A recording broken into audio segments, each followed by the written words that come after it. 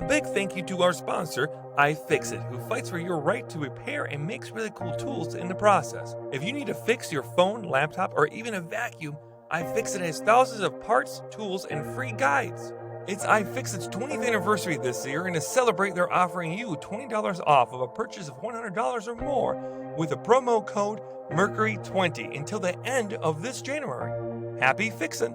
Mercury, Mercury Stardust. She's a beacon of hope in the darkest night. Mercury, Mercury Stardust. She'll teach you how to make it all alright. Hey there, hi, my name is Mercury, and I'm the trans handyman. My pronouns are she, her, and I teach compassionate DIY. We're here to help renters, LGBTQIA members, and anyone who's feeling left out in the DIY space.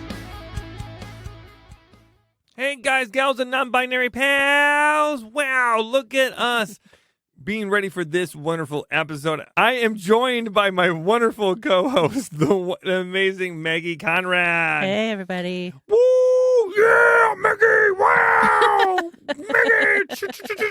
Sugar, yeah!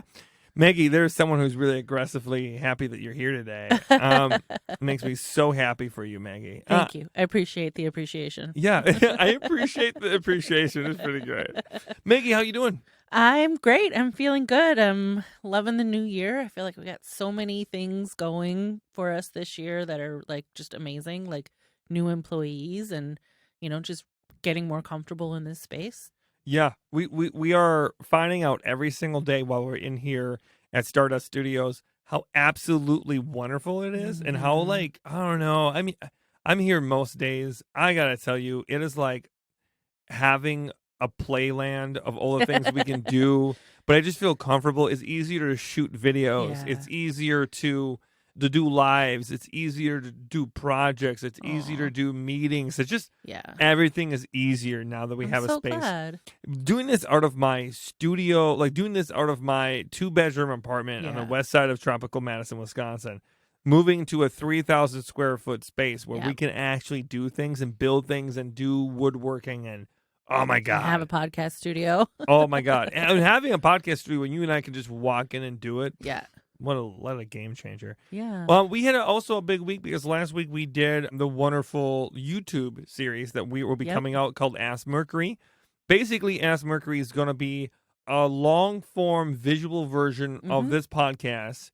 And it's basically me answering questions directly from you. And then like actually doing the fixes. And actually showing you how to do it. Yeah. It'll be coming out sometime in February, and we'll let you know more. But I'm very excited about that. I also want to let you know that this Saturday in tropical Madison, Wisconsin, I'm hosting a drag show at the Majestic. If you go to the Majestic website, you will see my face, and also a bunch of people called Cat the Hurricane.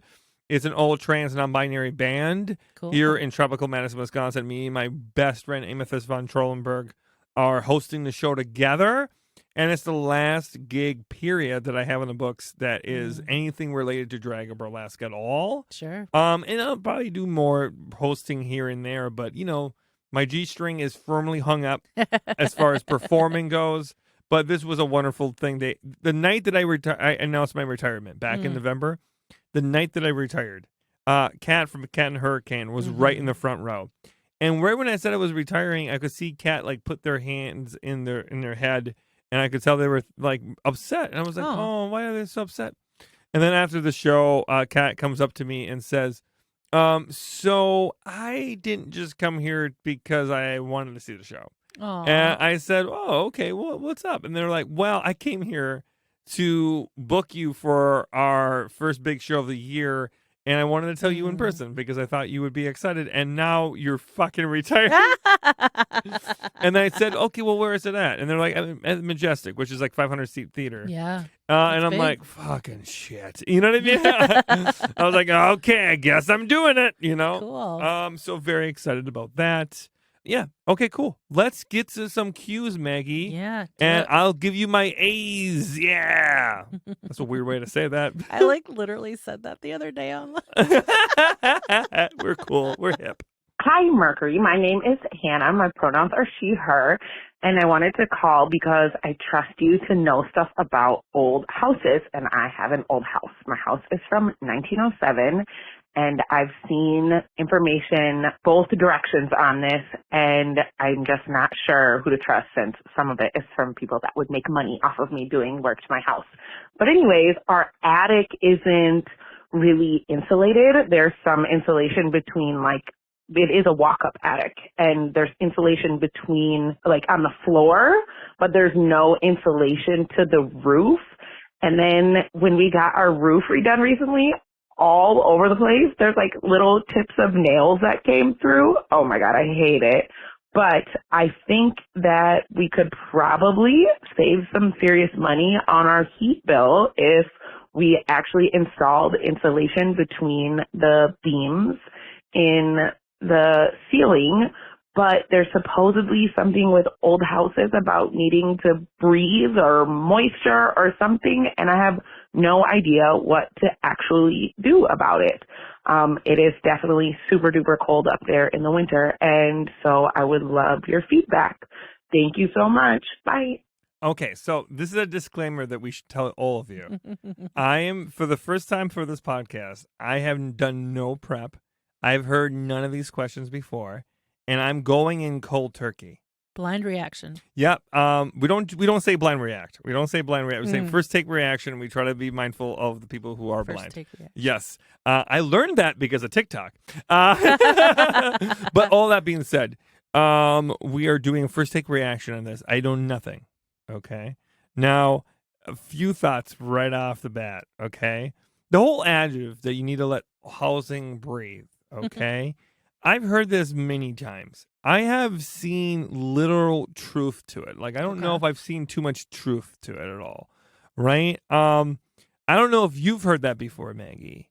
Not in regards to the age of the house. No, I had an old house that was built in 1963. And we had insulation on the roof. This means drag it out. Keep talking. I need you to keep talking. Okay. So if you hold on, we can cut this one out, Matthew. But when you see this, Maggie, just keep talking. Okay. Do I need to do that now, or is he going to cut this out? I'm sorry, Maggie. This is new. You know I don't do well with this is just suddenly having to do something that I wasn't expecting to do. In every language would be to stretch it out. I know. Now we gotta keep it. Okay. I'm sorry, y'all. For those who don't, for anybody who's not listening, I'm autistic, and putting me on the spot is not generally a good idea. No, you prove this to be true every single week. For those who don't know, I was putting my hands together, and then I was doing a stretch out motion with my hands because I was typing something into Google, and Maggie was just looking at me what am I supposed to be doing? I thought you were saying I just need more time. Be quiet. No, the opposite. Okay, Maggie, give me a good minute of just putting knowledge out in the world about old homes. I'm sure you're going to be fine. Okay, bye. Putting knowledge out in the world about old homes. What do I know about my 1963 home? Well, first of all, if you've ever had a pier and beam house, be prepared for that foundation to crumble and potentially have to replace it all. No, I'm not trying to scare anybody. But yeah, having old houses is crazy with the foundation specifically, especially pier and beam. If anybody doesn't know what that means, it's your house is on these stilts kind of, and it doesn't have a concrete foundation. And that was pretty typical in some of the older neighborhoods. Okay, so my suspicion is right. I'm so happy I took the time to look this up just to make sure, because what I'm about to say is going to be very controversial, and I wanted to make sure I got articles backing me up here. Mm-hmm. So here's the whole breathing.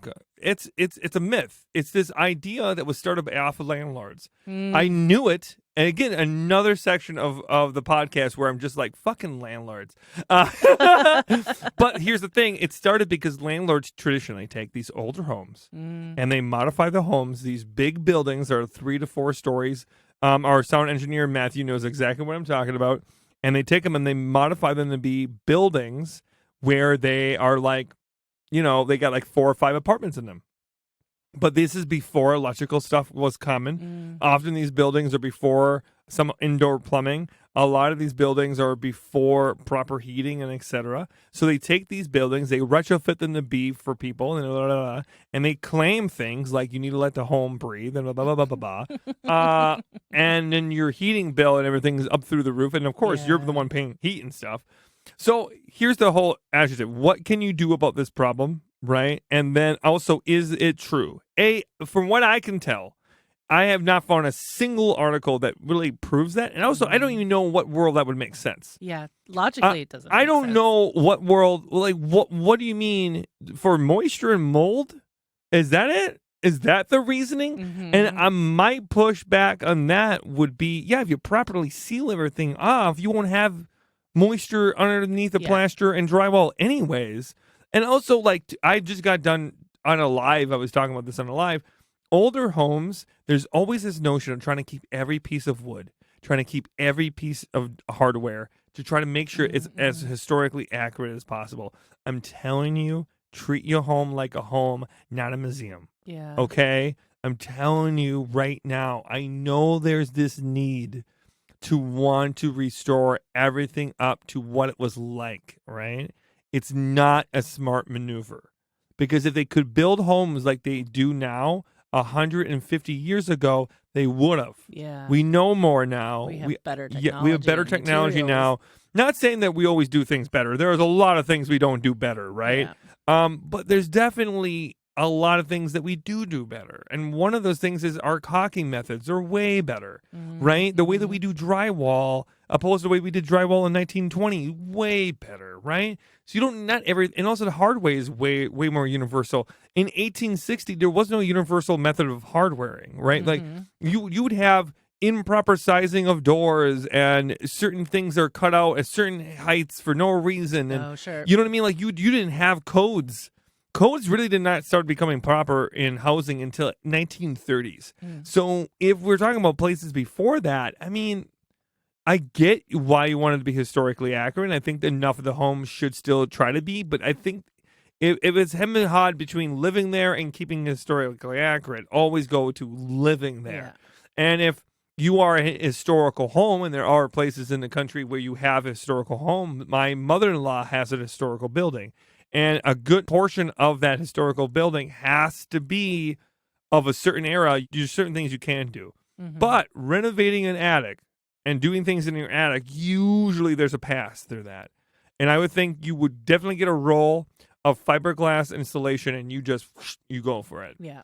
And if you do that, make sure you wear long sleeves, wear all the PPE in the goddamn world. I mean, honestly, you're going to roast your butt off. You're going to lose like 5 pounds in water weight, okay? It's going to be hot, and it's going to be disgusting. I want you to wear a scarf around your neck. I want you to cover every single part of your body, because if you get fiberglass on you, trust me, and if you keep working, you don't always feel it when you're working. Right. You get a little itchy, but you're not thinking. It's afterwards. You will break out. You will have the worst day of your life. Getting fiberglass on you and being careless about it when you're doing Just the like work. Full suit, right? I mean, honestly, I joked about it, but a painter suit. You can get this white painter suit, put it on top of everything, but underneath there, wear a flannel, wear overalls, if as always my preferred method, and then wear boots that go up to at least your mid calf, and then wear gloves. And I'm not kidding. And I definitely wrap your neck too. Because the things I'm telling you, it's a nightmare of a job, especially when you're doing a big job like that. It is, oof, boy. You get a little bit on you, and it's uncomfortable. You get a little bit in your home, boy. You don't want that in your eyes, too, so make sure you wear goggles at least. I think goggles are usually my preferred method when we're doing big jobs like that, other than safety glasses, because goggles get right in your face. And if you're someone who wears glasses, you can wear glasses underneath your goggles, and you can always pop the air holes if you need to, so you're not fogging up. But that was my method. Did I cover it pretty good? Yeah. Called out the landlords and then told them what to do. Oh, my God. I think I've joked about this on my live, but I think we're going to need to start doing a drinking game of every time Mercury calls on a landlord, take a shot. Or drag. Yeah, because we were listening to the podcast on my live today, and I think that was a really fun way to... Yeah, it sounded fun. And it was a really cool way to do almost like a behind-the-scenes motion of how I really feel like a week or two after the podcast comes out. Yeah. And the way I feel about this question entirely is that I think that the question was framed so well too, because there's this notion of like a lot of people who would be giving me advice would also be benefiting Yeah. from my lack of knowledge. So what do I do? And I'm like, that's such a wonderful, the way that the fact that you are aware of that Yeah. really is wonderful. And I'm so proud of you for like being aware of that thing. And Mhm. also know that every time you talk to someone who could benefit from your lack of knowledge, they are taking advantage of you. Even if they're good people, I mean, come on. You know what I mean? Like, you Mhm. can't, when you're about sales, because remember, the person who comes to your house is a salesperson. They're not Right. always a technician doing the work, Exactly. right? They're a salesperson first, and they usually get a kickback from your lack of knowledge, right? Mhm. And you might have some people, the smaller companies who will do the work for you, the independents, they might not. They might want to genuinely help you. And that's why it's always good to know if it's a third party they're going through or if you're going to Right. be direct work. And that's why I always prefer handy people. I think that they're the ones who usually roll their sleeves up and do the work. And honestly, if they work well by word of mouth, Mhm. and they're not going to make a fortune doing this work, but they want to help people, I think, and they like doing the work, Yeah. I think that's the route to go, especially for an installation job. You don't need a big contractor for that. You can get someone who just knows how to do the work, and you can even do the work with them if you really want to. Just have that extra labor with you. Boy, that helps a lot, especially if they've done it before. So that's my answer, and I hope that helps. Yeah. Hi, this is Jennifer. My pronouns are she and her. First of all, I love your podcast. I love all of your posts. You need to do more of them. So my question is about caulking. The caulking on my kitchen counter between the countertop and the backsplash has cracked, so I want to repair it. My question is, do I need to remove the caulk that's there, or can I just cover it up? And what would you recommend as the best tools for me to use to get the job done? Thank you so much. Have a great day. Oh, this is such a good one. But also, I do post a lot, okay? I caught that too. I was just like, okay, hello here, coming in red hot, be like, you need to post more. Okay, I know. I'm trying. But all that being said, thank you for listening to the podcast. And we're going to try to answer this one the best we can. This is a great question because there's a lot of different routes you can go with this. I'm going to talk about one that is going to be a very different route, and then we're going to circle back and answer it in a way that would hopefully be the more straightforward way. But when I heard this, the very first thing I thought is something that people might like. So if you're not someone who's really confident with caulking, right? They do make caulking strip or caulk strip, okay? Oh, really? Yeah, now I say it out loud, it sounds real bad. They make caulk strip, and it's basically plastic, and Maggie can kind of see it, maybe see it if she can describe it better than I can. But basically, it's just like a piece of plastic that has adhesive Oh, on it both almost sides. looks like trim. It looks kind of like trim, but it can be folded in that way that it can go right into the crack, Maggie, and it's super handy. Cool. And so I'm a big fan of that. I think that is like my favorite hack to tell people. There are some things you want to know about that. Go one little like 3-inch section at a time and just start slowly applying it. And really have it measured up before you use it because it doesn't always look right, And make sure the area is completely clean before you add it. Now, that brings me to the second portion that's really important. Do you leave it? Can you put it on top? How does that work? How does caulking work? Get yourself a good knife, okay? Get yourself a good knife and maybe a scribe, like a pick bar. Like, a scribe is basically a tool that has a very sharp point that operates at a 90-degree angle. Some has a hook. But a scribe's one of the most underrated tools in the world. But a scribe will get right in there and pull it back, and then you can take a knife and cut it along the sides and scrape away all the caulk you can, okay? If you damage the drywall or damage the cabinet, just be really careful. If you're having a little bit of a hard time, you could use a steamer, and a steamer can get just a little bit of moisture underneath there, and you pop it right off, right? You always like my sound effects. Just use a chickmonk's mouth and just use a chickmonk's, teeth to cut it up. I don't know why that noise. The noise just sounded like a chipmunk. Okay, It did. You did. You're on point. I think a beaver would be a better analogy to use a beaver's teeth. Okay, what I'm trying to say is that I think that's the route to go. Make sure it's all off. Make sure it's properly clean. I would say cleaning wise, soap and a little water is all you really need but make sure it's completely dry. I mean, we're talking like bone dry. Put a dehumidifier next to it, kind of dry, and make it work. I think a dehumidifier is one of the most underrated tools you can have as a person in this industry. I think you want things to get fairly dry and ready to go before you, you do any of that kind of stuff. It needs to be accepting it, like especially like drywall or cabinetry. It needs to be dry enough where it wants moisture, right? Mm-hmm. And it needs to be dry enough where it's like, I'm thirsty for that adhesion. If it's repellent, right? If it's like, no, I've had enough thirst today, I've had enough water, it's going to push it back, right? So that's how we should be viewing this kind of stuff. You want it dry enough where it's like, oh, God, I need that. Oh, thank you. Hey, I've never imagined it that way, but that makes complete sense. Yeah, no, it's almost like I'm good at my job, Maggie. Okay, so now there's a couple routes. What kind of caulking can you use other than the caulking strip? I think the caulking strip is fine. I think it's fine. Not my recommended route. It's great for bathrooms. But I just thought I would throw it out there because I don't think enough people have known that, and I think people are always worried about mess. But here's the hot take I would give you. There are a couple routes you could go here. You can use a polymer sealant, right? A polymer sealant is going to be a little bit more hard to play with. You're not going to get as much play, but I'll tell you what, it will hold two bricks together for the rest of their goddamn life, right? It's strong as heck, right? A polymer sealant is really good. There's a whole bunch of other different kinds that I would throw out there. Loctite makes a really good one. DAP makes a really good quick seal that would work really well for you. And DAP is probably the most well-known one you can. But make sure all of them are kitchen friendly. Now, what we mean by that is that, like, you get food on there, you get anything like that. Just make sure they're friendly and they're safe, right?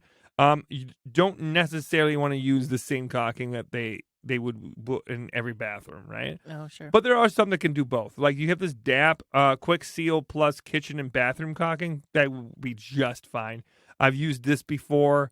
It's pretty nice and easy. It has enough play to it. And it's going to be able to do enough job and really seal everything off for you. Now, the next part I would say is get yourself a good caulking gun, right? And I would make sure that the hole that you make in the caulking tube, make sure it's smaller to start with. Start small, don't go big. And then if you're really worried about like making it look good, I have a great tutorial online about this, but then take yourself to get some frog tape or painter's tape. And you put that a little bit above and a little bit below, and you're making a very small seal. So basically, think of putting the tape right above where you want it to be and right below where you want it to be, and you're making like a straight line with the tape. So right in the middle, there's no tape. Yeah. That is going to be where you put in the caulking.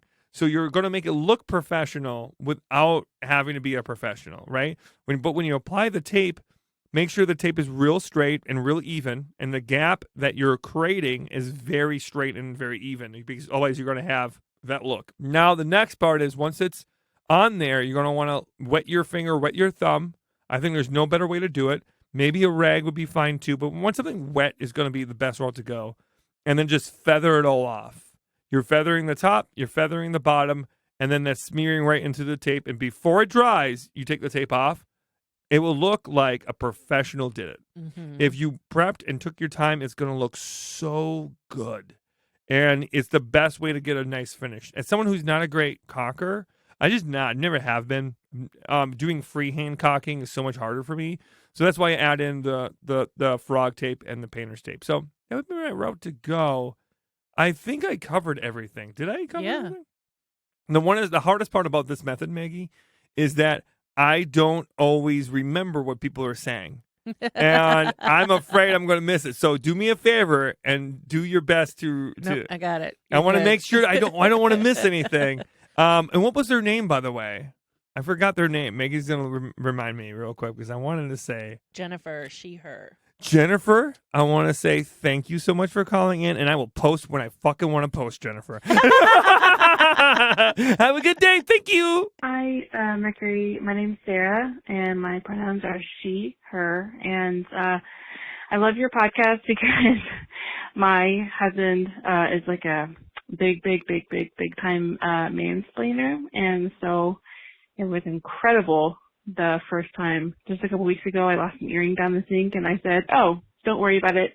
It probably hasn't even gone past P valve. So that was amazing. But my question is, when I turn my shower on to take a shower, water comes out of the shower head, but it doesn't come a ton still comes out of the faucet at the same time. So I'm losing a lot of hot water. My showers are really short. I just moved into this house that was built in 1928. So everything's super old and whatever, but this is the most pressing issue, because I'm losing a ton of water and I don't like wasting water. And it's just the bathtub fills up really fast. It's a whole thing. So anyway, thanks for your help. Love your podcast. Okay, first and foremost, can we talk about the mansplainer real quick? Okay, I just like that I'm arming people. Yeah. To be able to go back to their mansplainer husbands. Also, let's just call them a nag. They're nags, okay? Yeah. They're going to call us nags. We're going to call them a nag. And I'm going to say, I just love that we're arming them with the material. Yeah. And then be like, well, no, I'm fine because I know that isn't a P-trap. I just love that. That makes me I love that. You know what, Maggie? I'm happy that I'm singly responsible for the ending of straight marriages in this country. I'm happy that I'm the one who's making the big divide. I'm giving people the power so they can leave their, oh my gosh, they think they know it all husbands. Yeah, you do get a lot of comments and emails from single women who are like, I just left my husband. Thank you so much. Honestly, we're joking, but I do get a lot of messages from people who are just they're going on their own for the first time and they're just so worried, and it is scary, And a lot of people who are manipulative and awful for you will tell you you're what are you going to do when you need me? Yeah. And they hold it above your head, And I do like knowing that there's people out there who are like, you know what? Fuck him. I got this. I got Mercury Starbutt or whatever her name is. And I'll figure it out. But all that being said, this is just a good tease with your husband. I'm not going to move it to the next level, but I do think you should find a new one. Anyways. I got a low tolerance. Maggie's married to a man who I love. I love Nick. But I got a low tolerance for mansplaining. Maggie knows this. But Nick and I are funny because when we get together, we're very sassy. Y'all are very similar. Yeah, we're very your similar. Sense of humors. Okay, so let's get to the problem at hand. Yes. Okay. So what you're describing is a shower diverter. Mm-hmm. Now, what kind it is? Is it on the spout? I think it's on the spout. Spout, not sprout. Spout. It's on the spout, which means that there's a little handle right above the faucet where the water comes out. There's a little handle you probably pull up or you push down or do something with it. Now, the way that this operates is that when you close the faucet by pulling that little handle up, that water is redirected and then goes up the pipe towards the shower head, and then water goes out. Mm-hmm. The water is always going to go to the point of least resistance, right? So wherever the first opening is where the water is going to go, right? The water can't go higher or much higher at all than the pipe that's opened, and that is where your shower head, where your faucet is. So when you close that stopper on that diverter, that spout, you are redirecting the water, so you're forcing it up your shower. That's why sometimes when you close it, you hear because you just changed the pressure in that. Yeah. And now it's hitting the inside of there. Now, I want you to keep this in mind. What happens when you have all this pressure that's going into your spout, right? And you have water constantly flowing in it, and then you pull that spout. What is happening? You are now forcing that pressure very quickly as the stopper is coming up the spout. You are forcing pressure on that spout, right? And you're probably angling it or bending it. Mm-hmm. And then you're closing it, and now it's going up.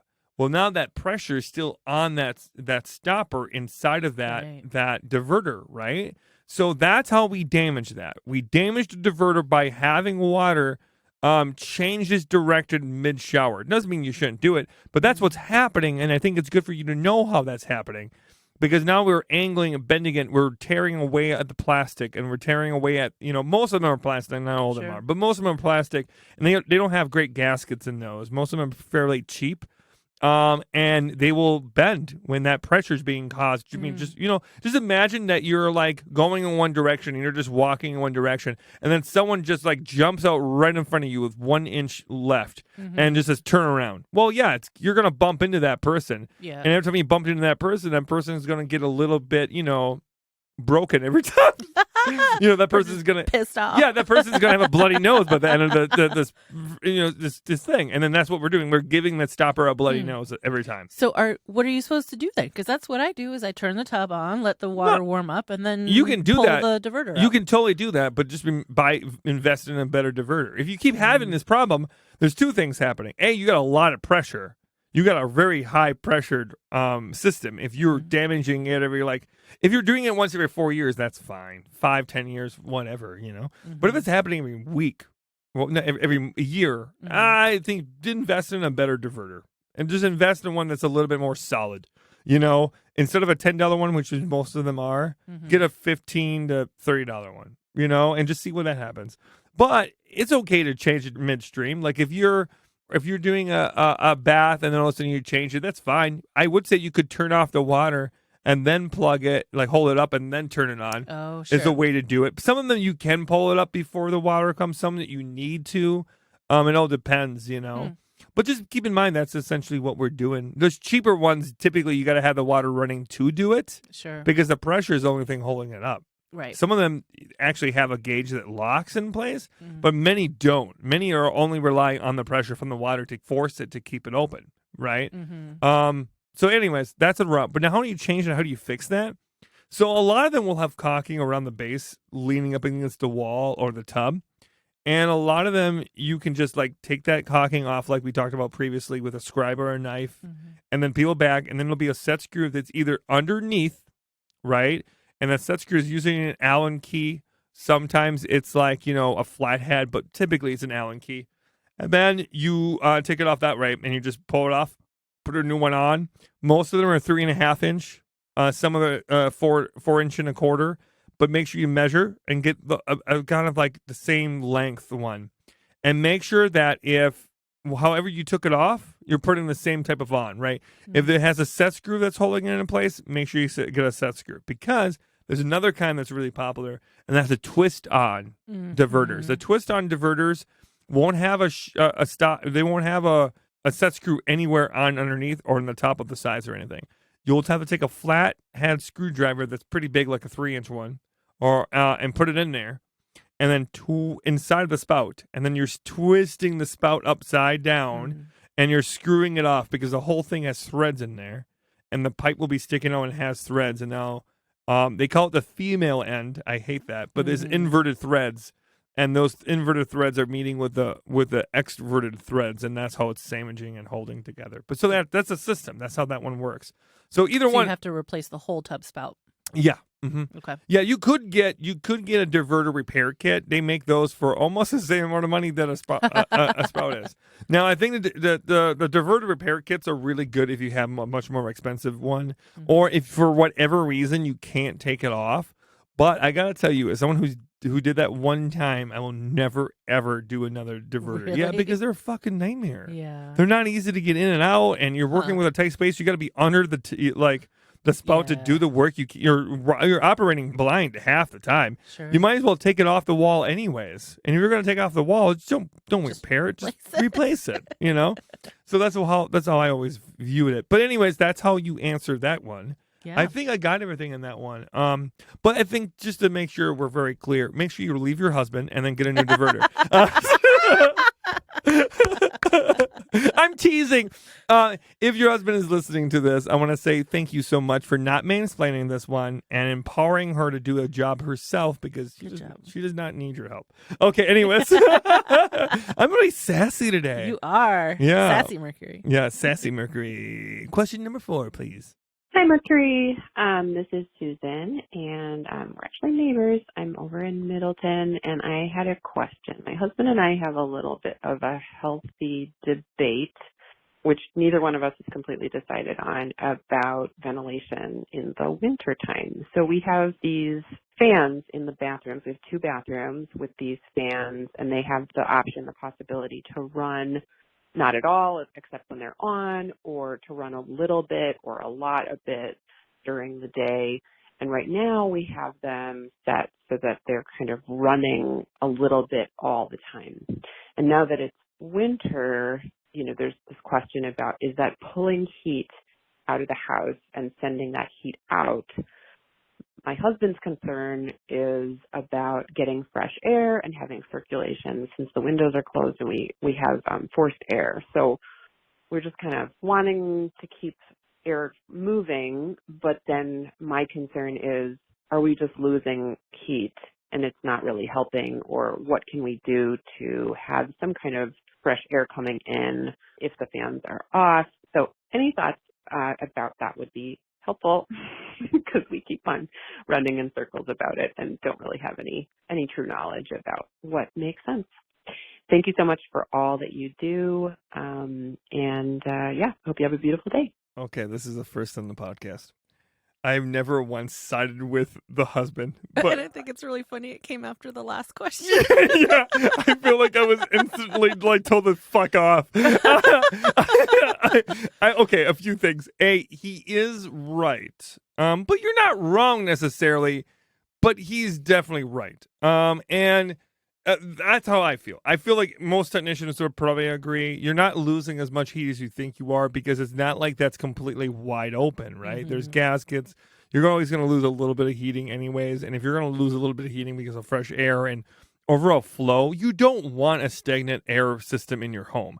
Even an HVAC system will have some type of outlet from outside, right? Mm-hmm. You need to have that, right? You don't want just a completely closed off contained room without any type of ventilation.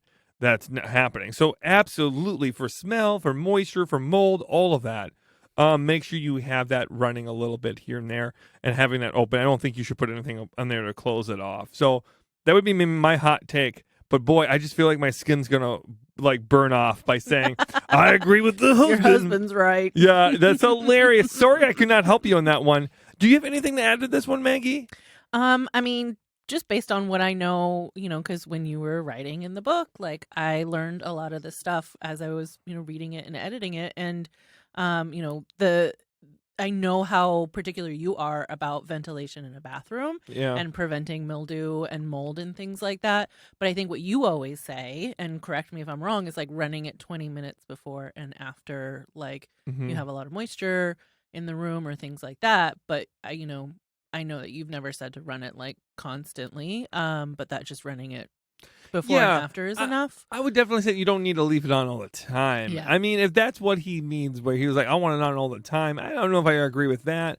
I definitely think you can leave it on, though. Yeah. If you're worried, here's the thing. There's two things to know about the bathroom ventilation.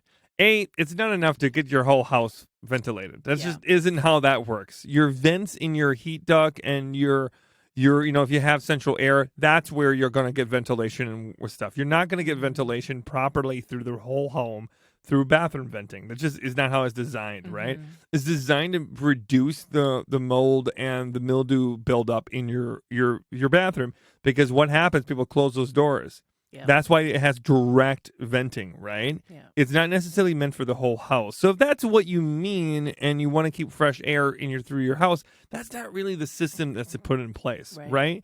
But it doesn't mean that it couldn't help a little bit. Yeah, I mean, especially in your bathroom, I wouldn't want to close it off. I really wouldn't, especially in winter when there's a little bit more heat inside.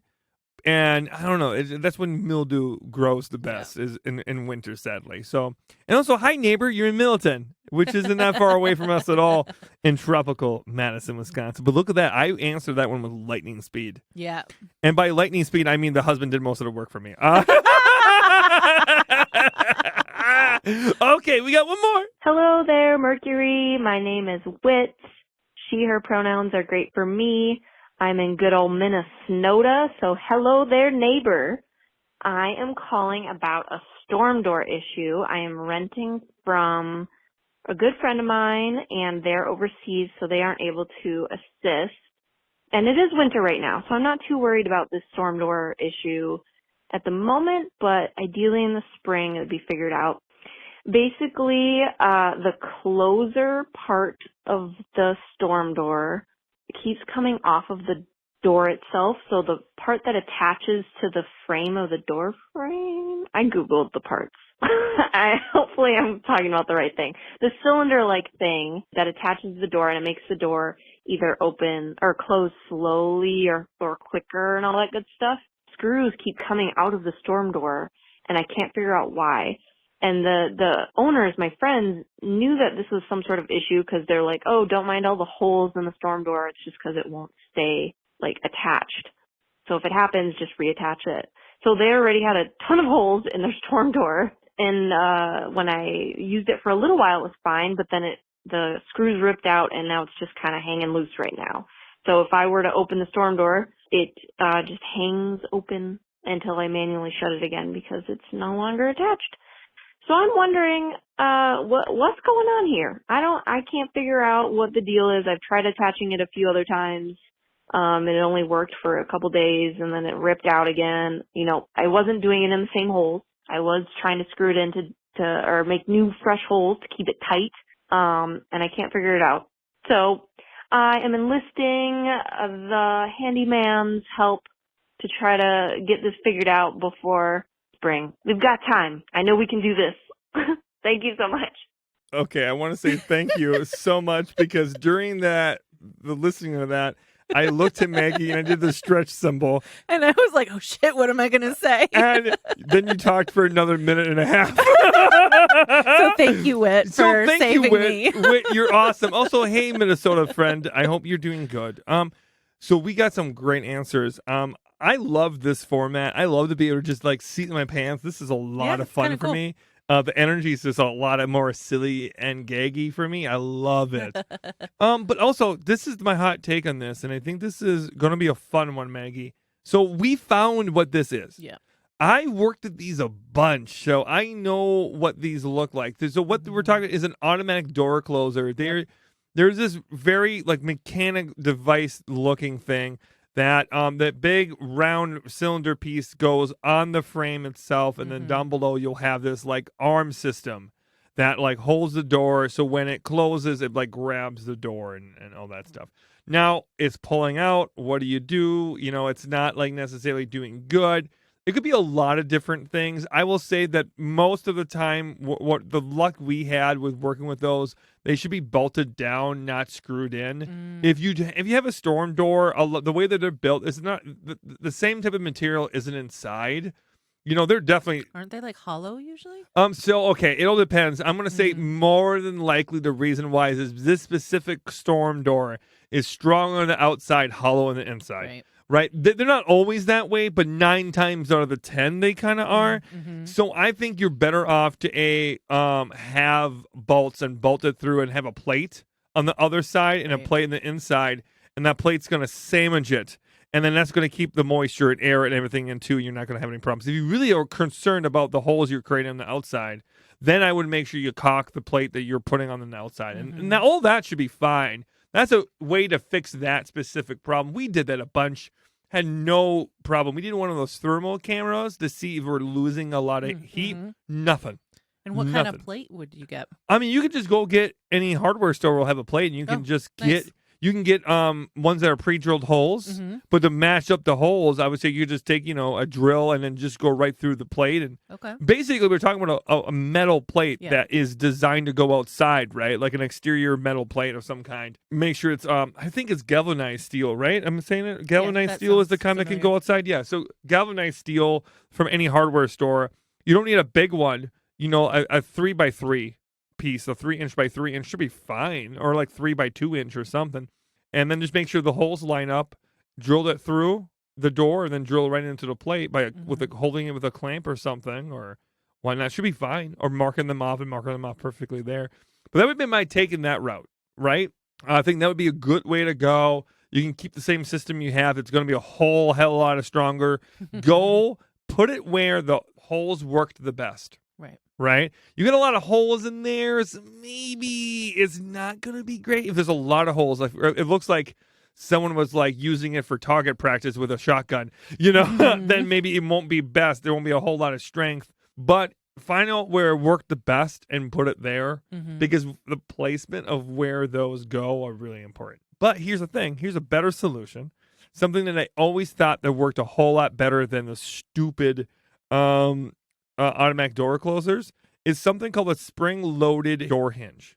Do you know what I'm talking about? Oh, so it's the hinges themselves that force the closure. Yeah. Now, there's a couple different kinds. You can get the ones that where you put all three of them will have spring-loaded. You can also get the doors that have just a spring-loaded. One of the hinges has a spring-loaded door hinge. But basically, the spring-loaded door hinge is a self-closing door method, right?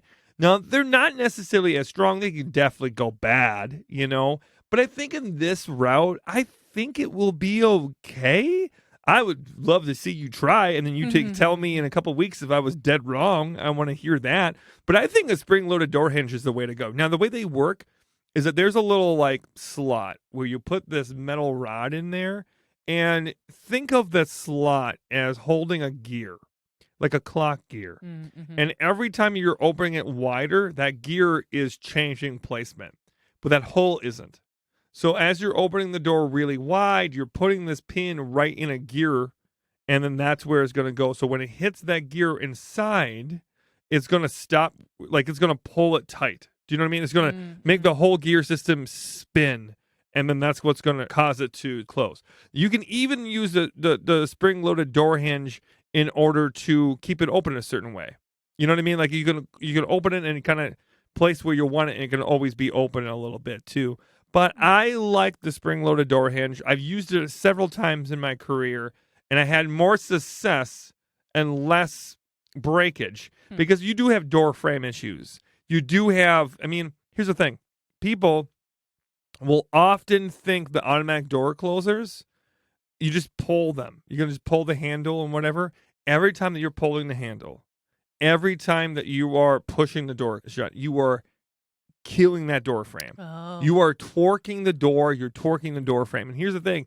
That is a whole lot more expensive than the side of your door. The top, way harder. The side of your door hinge is going to take way more beating than ever the top will. So I think that's a better route. But boy, I want to hear in a few weeks if I was right. Yeah, let us know.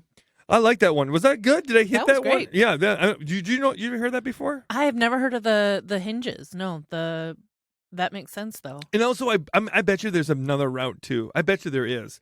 But those are the two most popular that I'm aware of. And I think the spring-loaded door hinge is the one that I would recommend to people. Honestly, we could use a few of those in our spaces too because our doors never stay the fuck closed. Yeah. But I think that it would be a way to go. Okay, there we go. I think I'm 5 for 5. 5 for 5. I think I went 100%. cold turkey into this episode. That was great. And I'm 5 for 5. And I just want to say that is a world record.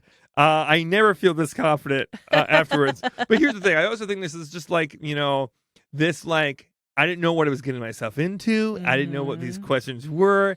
I feel like the audience is listening to these the first time with me. Yeah. And to be honest, I flippin' love it. I love it. Well, and good I'm job, energized. Basil and Ray, for choosing these questions. Yeah, our wonderful They team, did a great job. our wonderful staff members chose these for us yesterday, and I think this is the route to go. Yeah. We're going to do this again for the next episode, at the very least. Oh, here's the thing. If we do the next episode, Maggie, and I crash and burn, we'll never do this again. if I go 0 and 5, we're never doing this again, Maggie. But I think we're going to be good. So that concludes this week's episode. I want to say thank you so much for tuning in, for supporting us. As always, please follow us on Patreon, support us there, follow us on the wonderful TikTok, Instagram, now YouTube coming very soon.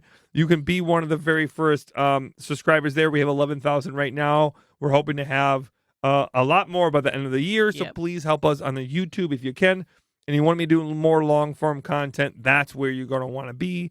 But as always, Maggie, what should they remember?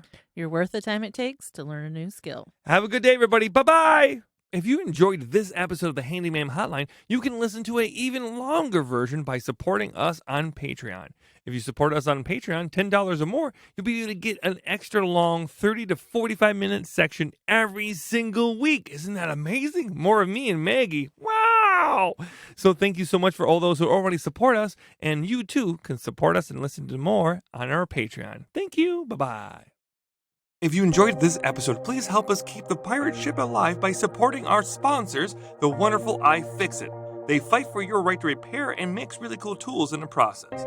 If you need to fix your phone, laptop, or even a vacuum, iFixit has thousands of parts, tools, and free guides to make your life a little bit easier.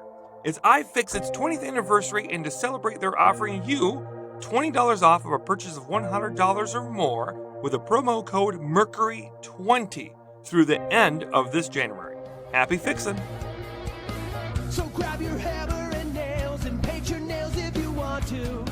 You're worth the time it takes to be you. She'll teach you how to fix your house, how to fix it by yourself. The trans handy.